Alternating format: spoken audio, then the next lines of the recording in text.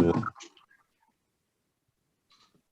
Hello and welcome to another episode of the Classical Republican. I am here today with members of the Red Republicans. Kent Kaiser, he is the Central Committee Chair, and Austin Eggeman, who is the Member Coordinator. So they are members of the Red Republicans in Boise, Idaho, and they have broken from the DSA, and you can see my other video on that to understand the Democratic Socialists of America. And so I thought it would be great to start off with the origin story of the Red Republicans. Yeah, I can start off with that and I hand it over to Austin here, who's the local membership coordinator. So first and foremost, I would say that we've broken with the tradition of the DSA and specifically how the DSA's politics have gone. I mean, we're still in the DSA. We're still a caucus, a faction within the DSA. The Cordilleras Club of the DSA. How about that for you, John? But I think it all kind of goes back to in 2019, the convention. I was a delegate for Boise. 2019 DSA convention. I mean, I think it was really alienating to a lot of leftists. And when I say leftists, I mean specifically kind of like an illiberal left, which is more, that had more of an aversion to to liberalism as it's kind of spewed today. But I think it really made some people and broke other people. In 2019, basically, it was a chaotic convention. I'm sure. Have you seen any of the videos of it, John? No, I have not. Well, the right wing in this country, I mean, they didn't even have to really doctor videos. They just kind of showed the convention and some of the ridiculous type of behaviors of people at the convention, and they were able to laugh at it. And it was really embarrassing, for someone that was there, because I'd watch the right wing making fun of this, and I could go, I mean, they're not changing anything. They're not changing the videos. They're not like cutting them in specific ways to make them look ridiculous. I mean, the sad point of it is just some of it was ridiculous. It didn't seem to really focus on the working class much at all. It didn't something that most working class people just weren't even understand. I mean, God, I didn't understand it. I felt pretty alienated from kind of online politics anyway, and then going to that convention was something that, I mean, they were just talking about things that I just didn't seem relevant at the time. It was very procedural. Very parliamentarian. Most of it had to do with those type of things instead of actually getting things done. And so we figured, well, that there was a problem in the DSA, right? The class composition of the DSA is not exactly working people. Right? It's mainly made up of, college students from the middle class and academics. It's a strong dependence on the Democratic Party, right? Like a left wing of the Democratic Party. And so our position, when I came back to Idaho, basically decided, well, we probably need a caucus. And so me and a few other people here in Boise put together something, tried to put together a program that we could base ourselves off of, a strong foundation to build a house on, and it took a long time. And then basically we came to conclusions that, we need an organization that focuses on trying to cultivate working class membership.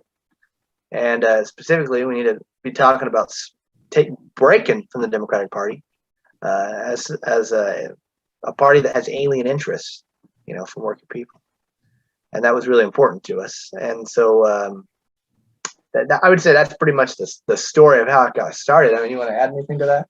I mean, I don't have anything to add. I mean, my involvement with the Red Republicans was kind of spurred by an interest in Bernie Sanders originally, attending local DSA meetings. And then kind of hearing just the Red Republicans were very an active faction, obviously, like locally within the DSA chapter here in Boise. And so I got to hear sort of the mainstream sort of like, what DSA is, and kind of like its normal mode of operation. And then I heard the Red Republicans during the meetings, and talking about breaking from the Democratic Party, the need for class independence, the need for a program of power, right, to engage in actual like revolutionary struggle. And that was my first introduction to the Red Republicans. And I found it really appealing. And so ever since then, I've been involved and I've been doing my part here locally as a membership coordinator. and yeah, I've dedicated my life to it. So. I'd like to read from your website here. It states that it says, "Who are the Red Republicans? We are a Marxist faction of the DSA who advocate for the firm and permanent break from the capitalist Democratic Party." Goes on to say, "The Red Republicans believe that the DSA is an extremely important organization. We want the DSA to help create a notable workers' party in the United States, to run candidates and build working class support around a revolutionary program." Okay, and I will link that in the description. So my first question is, what is the best form of government? Well, I was going to say, every time I hear that question, I think of Rousseau: take men as they are and laws as they might be, right? I would think, because I'm not going to get into the specifics, I'm not going to give you like some idealized utopian vision or something, but I can tell you that the type of government that we want is firmly in the hands of working people and small farmers. I mean, the idea basically is what makes a state legitimate, like what makes a government legitimate, is when the people that have to follow the laws of the government are the people that get to make those laws in the government. That they have a hand in making them. That we want a government in which the population and the government are one and the same. They're unalienable from each other. And I think that's really important. I mean, the composition of the state, we want it to be working people and not professional academics or professional minded careerists or something like that. I mean, we want the professionals to be working, employed by the government, right? We just want to make sure that the masses of working people in this country have a hand in their government, right? And it's truly theirs in every sense of the word. Okay. All right. How are you going to achieve your ideals? This government. Do you want to answer that? Yeah. And that's a big question, right? Well, first of all, we believe that the necessity of a program to guide the struggle of anyone wanting to serve the working class and be committed to working class struggle. We believe a program to be a starting point. It's where you have to begin, because from that program, when you actually understand your goals, you can actually lay out, your strategy and tactics that can achieve such goals. And you actually have a vision, right? And a lot of the left right now doesn't have any vision. A lot of the left is kind of mindlessly just kind of following whatever the Democratic Party might allow at the given moment, whatever, progressive politician they might be able to cozy up to, and that will give like lip service to the socialist movement or lip service to, people who are involved in like working class politics. And we don't think that's enough. So you need a program.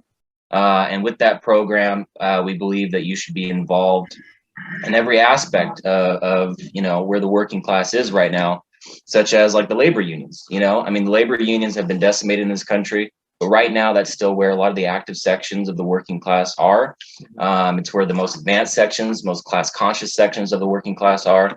And if there's going to be something like an independent workers' party, so the working class can actually advocate for its own interests, that party needs to be led by actual working class people. People don't trust politicians. People don't trust people, in suit and ties, telling them what they're going to give to them. I think working class people believe in the idea of, pulling yourself up by your bootstraps, actually having some responsibility and taking account for what matters to you and what matters to your neighbors and your friends and your family. And so any working class movement in this country, whether it's in the labor unions or whether it's in an independent workers' party, needs to be led by working class people themselves. And we think that's the only way, guided by the program, obviously, but I think that's the only way that we're actually going to see any sort of success. And I can talk about the implementation of that program too. And I mean, obviously there is some of the most, when we say the most advanced sections of the working class, I mean, obviously intellectually there's plenty of people online that are very into it, but I think there's also that section, or that point of, I mean, you've heard of vanguard politics, right? But the idea is that, we need to be marching quite literally in the vanguard. You can't call yourself like you're in the vanguard. You have to be marching in the vanguard so that nobody cannot see that. Like everybody has to be able to just admit that, like, yeah, there we are. They're right there. So specifically, I mean, the type of program that we want to pursue is one. We need an independent party. That's first and foremost. The independence of the working class from like their political enemies is like number one. But then with that party, I mean, we need to be running in every possible type of election we can, whether it be in labor union elections, community elections, or national, anything like that. And the whole point is trying to popularize that program. The idea is to bring our positions to the public standpoint, to the public view, to make sure that people understand, what are our positions and can they take up this program? And our program is, if you've taken a look at it, I mean, it mainly involves the idea of building some working class power, some organs of power that give working class people some practice in administering their daily lives. I mean, that's the idea here, is that this program should set up organs of power, and it's a program that requires the buy-in of people. We can't just tell people they should be doing this so that we're going to implement this or something. It's something that they have to actively do themselves. And so when you run an election, it doesn't matter if you win or lose. It matters that you brought that, straight up to the public, and maybe these people will take these ideas seriously and implement them themselves. It's and elections are fantastic ways to see, how popular we are. Did we get in the public view? How many people are voting for us? Are we able to track our progress? I mean, that in that way alone, elections are important. But ultimately, how we do this is up to the working people. I mean, if working people really are able to pursue this type of program, which would be in years, right? But I mean, if they pursue this type of program, then it's up to them if what type of government that they want. So you see electoralism as being very important. From what I understand, the DSA kind of defers to the Democratic Party and doesn't run candidates outside of in the general election against a Democrat. Yeah, very, very little. Like sometimes they might. There's. I don't know how much you know about the kind of what people are thinking, John, but they have this idea of the party surrogate model, and the party surrogate model is this idea of running in any. Sometimes the Democratic Party. Some people even argue the Republican Party. It's getting people elected through using other ballot lines. They say strategically. But we oppose this as we see it as kind of opportunism, and it's not very honest. Our idea isn't about getting people elected; it's about our program. What are we getting people elected on? It's not about personalities. It's not about people. It's specifically about this program. And that's why we're a new group. We've done a pretty damn good job in Idaho. Actually, I'm pumped about it. I'm very surprised, to be honest with you, and hopefully we can talk about that a little later. But specifically, if so many people are saying, we're winning, and they point to these elections, the Red Republicans have always firmly said, what did you get elected on, and did you actually raise, the political activity of like masses of people, or are you just promising them something? How'd you name? Oh, the name? Yeah. I think you'd be interested in this now, wouldn't you? Now the name came about for a couple of reasons. One, we're in Idaho, so that's a hell of a name to kind of slip right under. People will listen to you long enough in a conversation to. Yeah, right. And the idea is, we're trying to build a red republic. The idea is that we do want a republic of labor, right? A social republic. This is important. Because this is our goal. Our program is all about building organs of power that can one day be incorporated in a republic of labor. So, in one way, it was kind of symbolic, but you can also look up the history behind it. Obviously, I think both French revolutions in 1848 and 1789, both of those had. Well, there was more than those two, but specifically, that's a heritage. I think that all of us hang on to is this idea that, how do I put this? I don't know. How much of Jean-Paul Marat have you read? Not much, no. Yeah. Well, the idea is like when these revolutions happened, there were certain people that were conscious of that maybe things were going in a further direction. The masses make the revolution. Maybe the masses maybe those are the people that should really be composed. The republic should be composed of. Specifically, there was a lot of insight and intuition from some of these revolutionaries, like Marat, who already saw really early on. In 1791, actually, he wrote a piece in The Friend of the People, where he was talking about the people that made the revolution were the commoners and the peasants and the people who the Romans, in their ignorance, called the proletariat. And then the people that this revolution has been for was the capitalists. He says the word capitalists, and being interested in history, I would like read into this, and I'd hear about the Red Republicans, which were the radical sections of the Republicans in the 1848 revolution, who were struggling for, well, a republic of labor, right? That Marx coined them the Red Republicans, and it just seemed like a funny, me knowing the history, and then it just seemed like a funny name that I brought up to the group. I said, I think we could use this, and well, they accepted it. So that's the story behind it. Yeah, I love that, being in Idaho. I mean, if somebody comes across that, you're going to think that you're just a very, very conservative Republican Party member. Yeah. So you view class as something that's very important.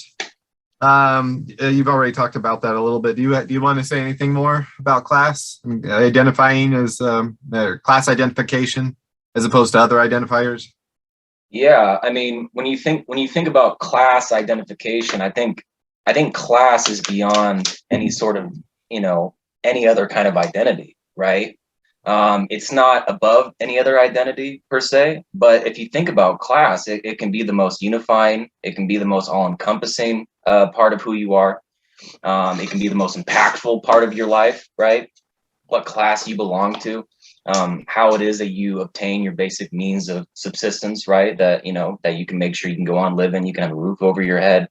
The way you determine that you got gas in the tank, or you got a car at all, right? I mean, the way that you obtain your means of going about your life, for most people in the United States and in the world, it's by selling your labor power, right? It's by selling your time to somebody else to make someone else rich. And ultimately, class as an identifier can be that that most common denominator that everyone can sort of ascribe to and can relate to and can unite around, right? And that's saying that in the United States and in every country in the world, there are masses of people who have common interests, right? And as working people, we have an interest in seeing our wages go up. We have an interest in job security and obtaining meaningful employment. We have an interest in having better benefits, having conditions on the job that are conducive to family life, so that we can raise children, we can have healthy homes and healthy family units. And I think class in that way can be the most powerful and the most all-encompassing sort of political political rallying point. Yeah. In the world today. So. And we define that, by the way, by a relationship, of ownership or non-ownership, to the major means of production in this country. We live in a service-based economy now, right? The productive proletariat of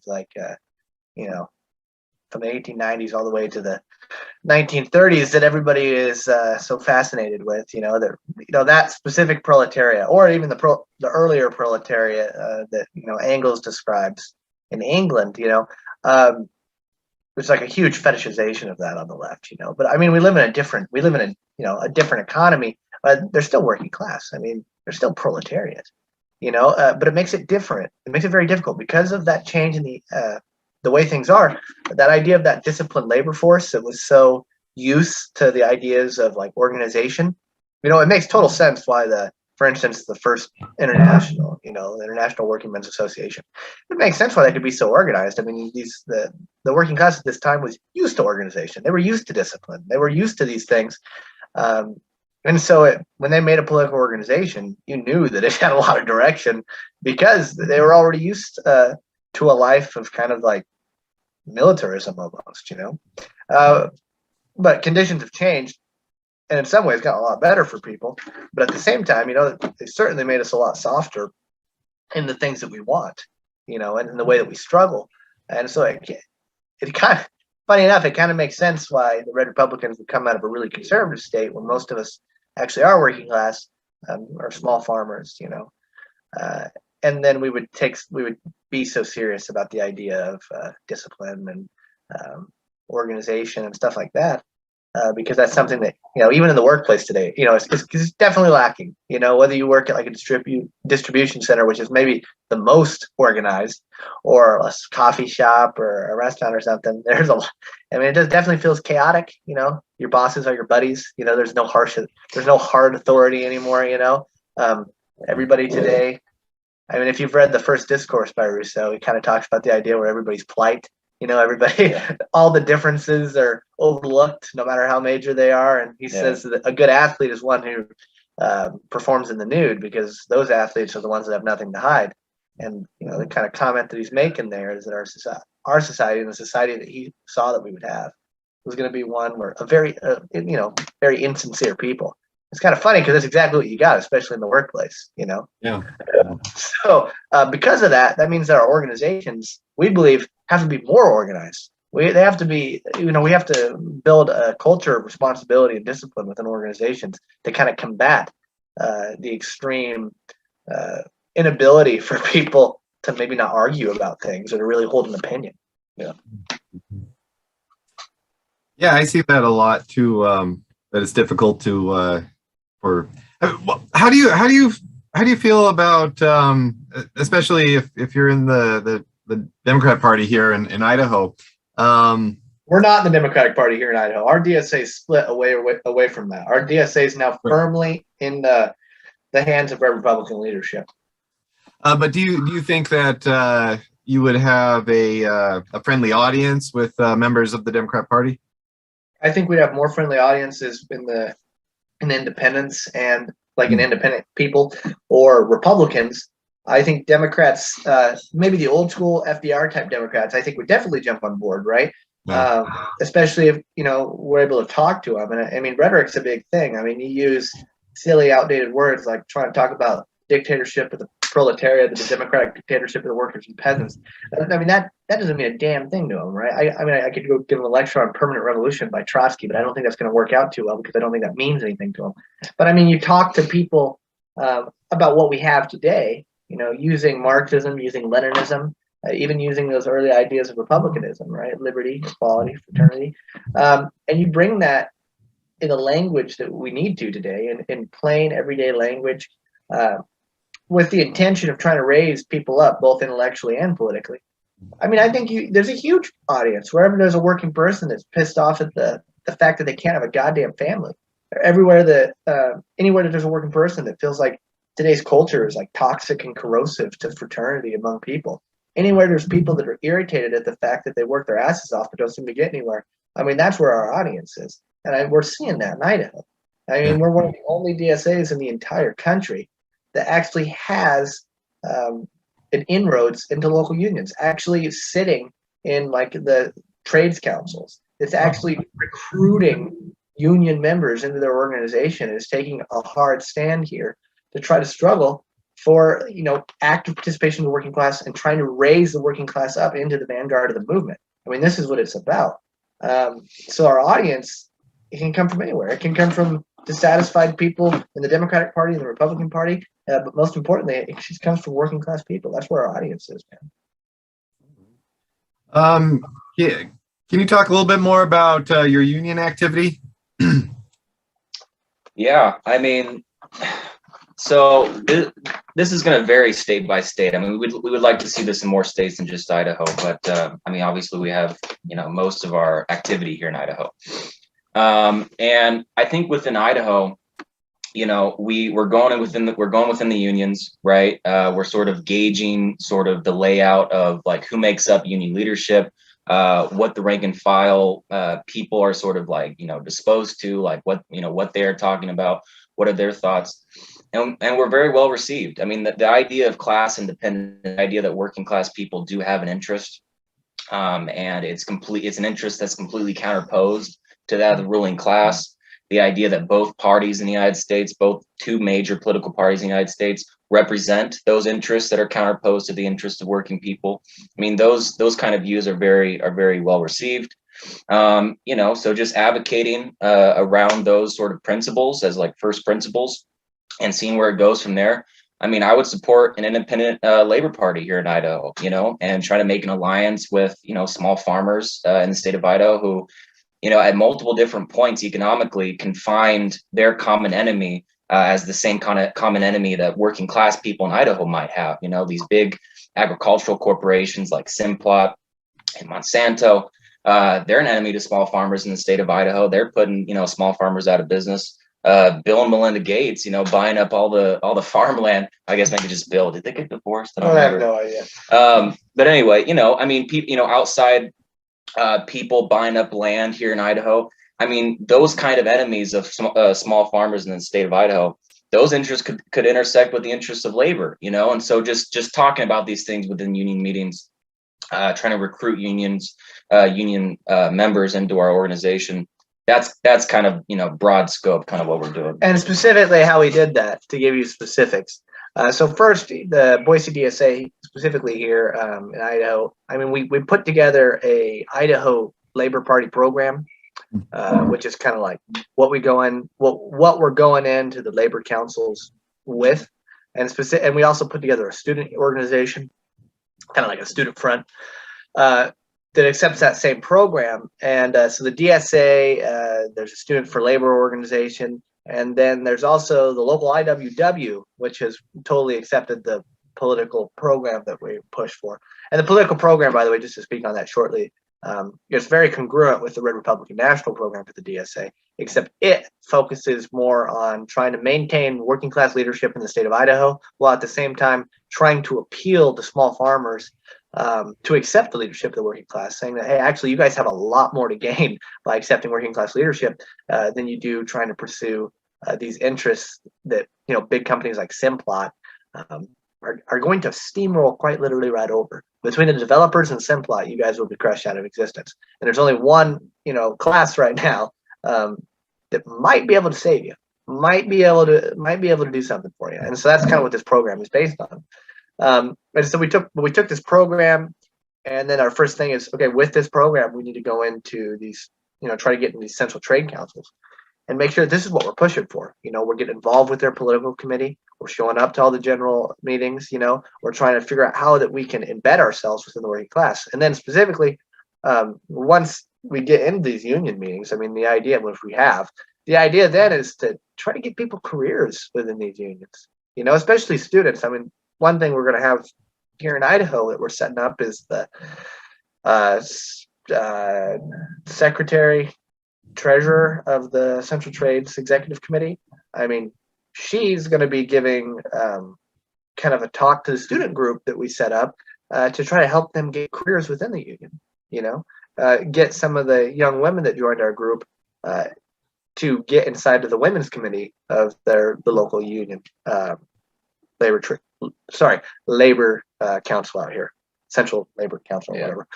And I mean, that's really about like what we do. We try to embed ourselves in, try to take it seriously, try to make sure that our careers follow these paths. But at the same time, I mean, this is all dependent on program. Like none of this just you go in there without knowing what the hell you're doing. I mean, there's a program that's guiding it. So this is what we're pushing for. And then every day we try to figure out, what are our talking points? How do we standardize our message? I mean, that's something we're struggling to do. I mean, we're struggling to figure out how to be Leninists. I don't think that we don't call ourselves Leninists because we don't call ourselves the Vanguard or anything like that. It's because we're trying to figure out how to do those things. These are strategies, these are actions that we're trying to figure out how to do, and labels that we feel like we have to earn. Okay.